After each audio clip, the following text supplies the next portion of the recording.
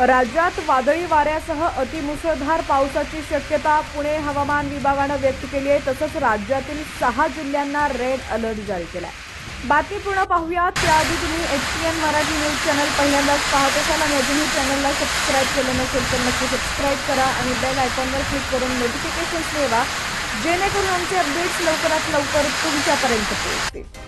तर रत्नागिरी, सातारा, भंडारा, चंद्रपूर, गडचिरोली आणि गोंदिया या जिल्ह्यांना रेड अलर्ट देण्यात आलेला आहे। राज्यात सर्वत्र मान्सूननं जोर धरलाय। मुंबई आणि कोकणात गेल्या काही दिवसांपासून मुसळधार पाऊस सुरू आहे।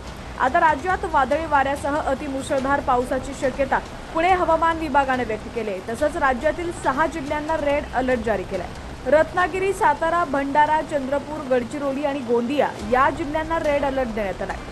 रायगड, कोल्हापूर आणि दक्षिणेकडील जिल्ह्यांमध्ये मुसळधार पावसाची शक्यता आहे।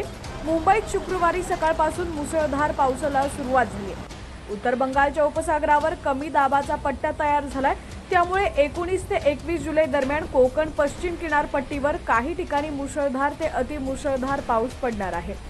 गुरुवारपासून मुंबईत संततधार पाऊस सुरू आहे। त्यानंतर शुक्रवारी पहाटेपासून मुंबईतील काही भागात मुसळधार पाऊस पडण्यास सुरुवात झाली आहे। मुंबईच्या मलबार हिल परिसरात मुसळधार पावसाला सुरुवात झाली आहे। मुंबई, ठाणे, पुणे या जिल्ह्यात पावसाचा ऑरेंज अलर्ट दिलाय। तसंच विदर्भातील काही जिल्ह्यांना ऑरेंज अलर्ट देण्यात आलेला आहे। पावसाचे अपडेट सर्वात आधी पाहण्यासाठी आत्ताच HPN मराठी न्यूज चॅनलला सबस्क्राईब करा आणि बेल आयकॉनवर क्लिक करून नोटिफिकेशन्स मिळवा। आणि तुमच्या भागात देखील पावसाची काय परिस्थिती आहे ती देखील आम्हाला कमेंट सेक्शनमध्ये नक्की कळवा।